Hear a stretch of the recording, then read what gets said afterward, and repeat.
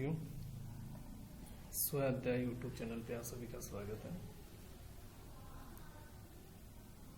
पिछली क्लास में अपन ने computer basic, computer history, computer के प्रोग्रामिंग लैंग्वेज के बारे में चर्चा की थी। आज अपन देखेंगे history of computer language. Computer language क्या होती है, कौन कौन सी लैंग्वेज कब कब आई थी, इसके बारे में अपन चर्चा करेंगे। दोस्तों, स्वाध्याय यूट्यूब चैनल आपके लिए free of cost education provide करवा रहा है, जिसके अंदर आपको पर्टिकुलर टॉपिक की इंफॉर्मेशन दी जाएगी। आज का जो अपना टॉपिक है computer language, history of computer language, इसमें जो कंटेंट्स होंगे इसकी पीडीएफ आपको टेलीग्राम जो चैनल बना हुआ उस पर अवेलेबल करवा दी जाएगी, जिसके पासवर्ड आपको अभी बता दिया जाएंगे इसी वीडियो के अंदर।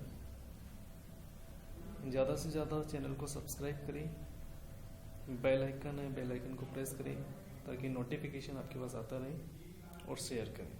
तो आज स्टार्ट करते हैं अपन computer language, history of computer language. Actual में कंप्यूटर प्रोग्रामिंग लैंग्वेज होती क्या है? जैसे कोई कंप्यूटर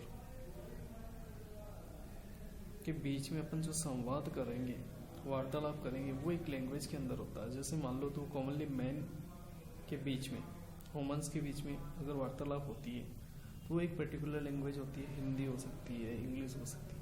वैसे ही कंप्यूटर से वार्तालाप करने के लिए अपने पास एक लैंग्वेज होती है जिसे अपन कंप्यूटर लैंग्वेज कहते हैं। जो इंस्ट्रक्शंस उसमें लिखे हुए जाएंगे वो कंपाइलर और इंटरप्रेटर के द्वारा मशीन कोड में परिवर्तित होता है। मशीन कोड क्योंकि कंप्यूटर इंग्लिश हिंदी ये तो समझता नहीं है, मशीन कोड 01 बाइनरी कोड को समझता है। तो अपन स्टार्ट करते हैं कंप्यूटर लैंग्वेज की टाइप ऑफ कंप्यूटर लैंग्वेज। 3 प्रकार की कंप्यूटर लैंग्वेज टाइप्स में डिवाइड किया हुआ है। फर्स्ट अपना है लो लेवल लैंग्वेज, जिसे अपन मशीन लेवल लैंग्वेज भी बोलते हैं। मिडिल लेवल लैंग्वेज आता है सेकेंड नंबर पे, जिसे अपन असेंबली लैंग्वेज भी बोलते हैं। और थर्ड नंबर पे आता है अपना हाई लेवल लैंग्वेज, जो अभी करंट में जो लैंग्वेज चल रही है वो हाई लेवल लैंग्वेज ओप्स के कॉन्सेप्ट पे जो चल रही है। एक क्वेश्चन यहाँ से बनता है कि फर्स्ट प्रोग्रामर कौन था या कौन थी? फर्स्ट प्रोग्रामर जिसने प्रोग्राम लिखा था वो था लेडी एडा लवलेश। कब लिखा था? 1842 और 43 के अंदर। ये फर्स्ट प्रोग्रामर है।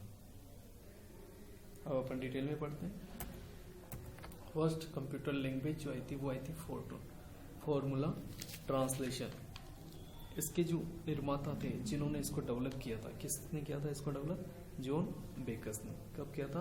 1957 के अंदर। इसका यूज कहाँ कहाँ होता है? न्यूमेरिक कंप्यूटेशन के अंदर और साइंटिफिक कंप्यूटिंग के अंदर। Calculation, numeric, addition, subtraction, multiply, division, इनके अंदर इसका यूज होता था। फर्स्ट प्रोग्रामिंग लैंग्वेज थी फॉर्मूला ट्रांसलेशन, 1957 में आई थी। कौन लेके आए थे? जॉन बेकस। सेकेंड अपन बात करते हैं तो आता है LISP, लिप्स बोलते हैं उसको।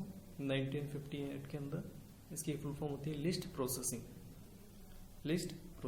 1958 के अंदर जॉन मैकार्थी। दोस्तों, कंप्यूटर एग्जाम कोई भी हो उसके अंदर अगर अपन कंप्यूटर लैंग्वेजेस की बात करें तो हिस्ट्री ऑफ कंप्यूटर लैंग्वेज के क्वेश्चंस बहुत बार पूछे जाते हैं।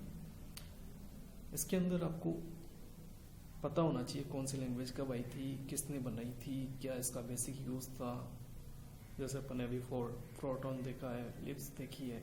अब इसका यूज अगर अपन देखें तो LISP lips was originally created a practical mathematical notation के लिए इसको यूज किया गया था।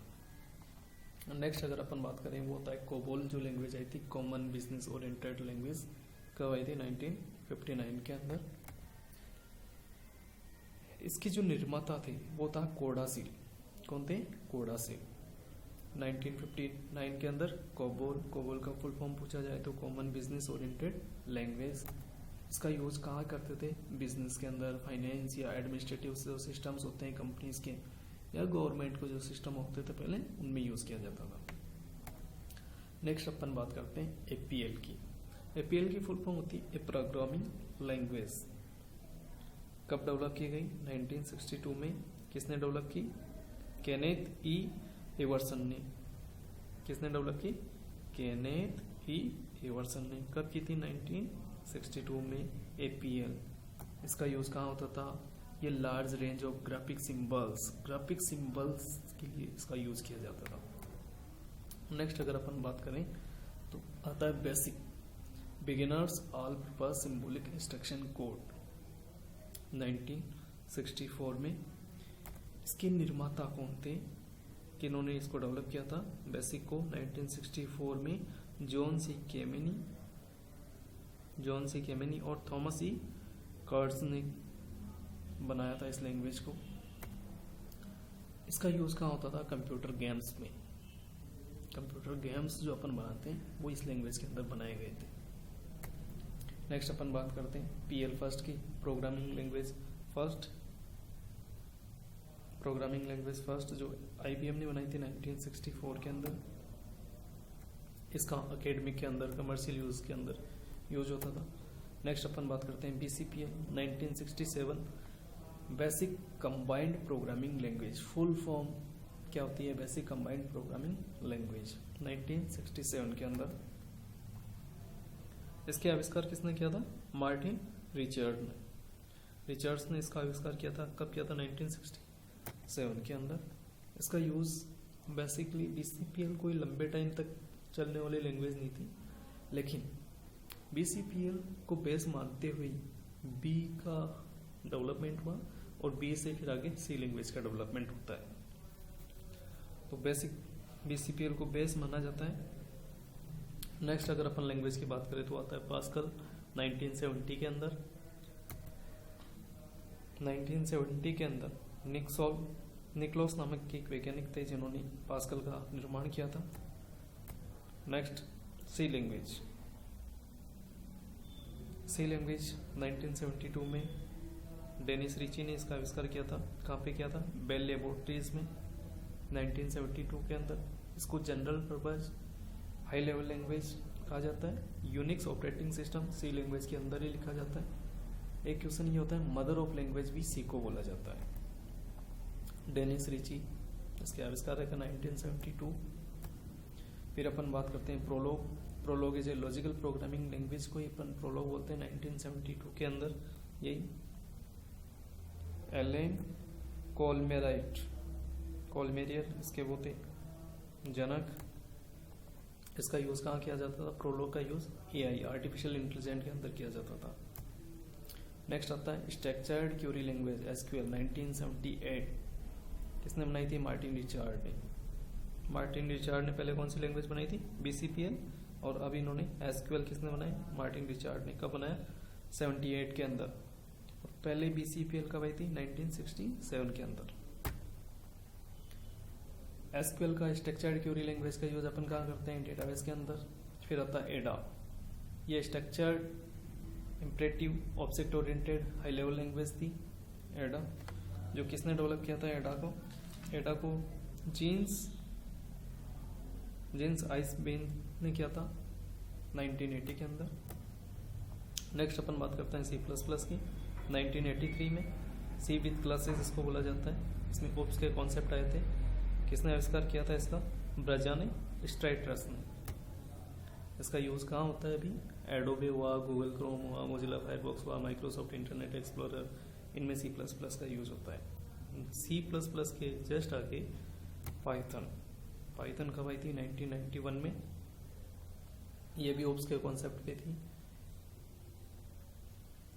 पाइथन का आविष्कार किसने किया था? पाइथन का आविष्कार CWI के गुइडो वेन रोइज्म, ये वैज्ञानिक थे CWI के गुइडो वेन रोइज्म, जिन्होंने पाइथन का आविष्कार किया था 1991 में। डायनेमिक सेगमेंट्स में इसका यूज होता है, जैसे वेब एप्लीकेशंस हो गई, सॉफ्टवेयर डेवलपमेंट हो गया, इंफॉर्मेशन सिक्योरिटी हो गई। तो डायनेमिक रन टाइम पे जो भी होता है वो पाइथन में यूज होता है। नेक्स्ट अपन बात करते हैं visual basic graphical user interface. किसने डेवलप की थी? माइक्रोसॉफ्ट ने 1991 में। फिर आती है रूबी 1993 के अंदर। ये लैंग्वेज थी एंजॉयबल प्रोग्रामिंग करने के लिए, जैसे ट्विटर हुआ ये रूबी में बना हुआ है। किसने बनाया था रूबी को? यूकेहिरो मात्सुमोटो, यूकेहिरो मात्सुमोटो। नेक्स्ट अपन बात करें जावा की। हाई लेवल लैंग्वेज है, माइक्रोसॉफ्ट ने बनाई थी, ओप्स पे बेस्ड थी ये। किसने इसके आविष्कार कौन है? ब्रजाने स्ट्राइस्टप, जिन्होंने जावा का निर्माण किया था। जावा कहाँ पे यूज आती है? जहाँ से रिमोट कंट्रोल, बेसिकली जावा का पर्पज यही था, रिमोट कंट्रोल के जो भी प्रोजेक्ट थे उनको जावा में डेवलप किया गया। ये प्लेटफॉर्म इंडिपेंडेंट पे निर्भर नहीं करती, क्रॉस प्लेटफॉर्म फंक्शनलिटी होती है इसके अंदर। आपको एक मशीन पे बनाया, कोई सी मशीन पे रन करो, ऑटोमेटिकली रन हो जाती है। अब इसका यूज कहाँ होता है? एंड्रॉयड, ओएस और एप्स में। फिर आता है PHP, personal home page. Personal home page किसने बनाई थी? रामसस लेडॉर्फ। किसने बनाई थी? रामसस लेडॉर्फ ने। कब बनाई थी? 95 के अंदर, डायनेमिक वेब पेजेस के लिए। फिर आता है जावास्क्रिप्ट 1996 में, जिसका यूज अपन जीमेल में करते हैं, वेब फंक्शनलिटी के अंदर इसका यूज होता है। 1996 में किसने बनाई थी? बेडन इचोने। बेडन इचोने 1996 में जावास्क्रिप्ट। फिर आता है सी शार्प। सी शार्प का बेसिकली यूज क्या होता है? मल्टी पैराडिगम, स्ट्रक्चर्ड, इंटरेक्टिव या ओप्स के जो इवेंट ड्रिवन प्रोग्राम्स होते हैं वो सी शार्प के अंदर होते हैं। 2001 के अंदर सी शार्प आई थी और इसके जो वैज्ञानिक थे उनका नाम था एडर्स हेजल्सबर्ग। क्या नाम था? एडर्स हेजल्सबर्ग। दोस्तों, जब भी अपन प्रोग्रामिंग लैंग्वेज पढ़ते हैं तो अपने दिमाग में ये चीजें आती हैं कि जो अपन ने कोड लिखा है इंग्लिश के अंदर वो मशीन में ट्रांसलेट कैसे होता है, मशीन कैसे समझती है। तो यहाँ पे दो चीजें अपने को समझनी होती है। एक तो कंपाइलर। कंपाइलर क्या होता है? एक ट्रांसलेटर होता है, मतलब अनुवादक होता है, जो अपन ने कोड लिखा है उसको मशीन लैंग्वेज में कन्वर्ट करेगा। लेकिन कंपाइलर क्या करता है? पूरी प्रोग्राम जो अपन ने लिखा है पूरे प्रोग्राम को एक ही बार में स्कैन करेगा और उसको पूरे प्रोग्राम को एक साथ ही मशीन में बदल देगा। ये कंपाइलर होता है।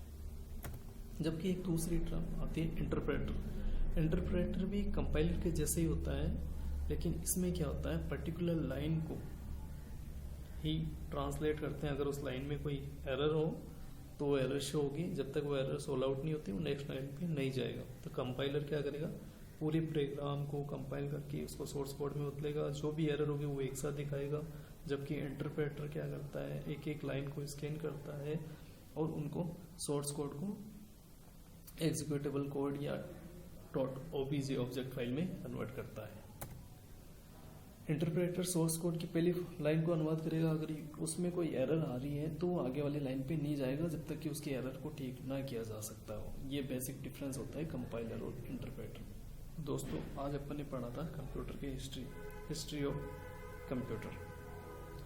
आज की जो ये PDF थी अपनी, इसके पासवर्ड है अपने लैंग्वेज 2022, लैंग्वेज 2022। साथियों, उम्मीद करता हूँ जो ये जानकारी थी आपके लिए उपयोगी साबित होगी। जुड़े रहे स्वाध्याय चैनल से। फिर मिलते हैं नेक्स्ट क्लास में। धन्यवाद।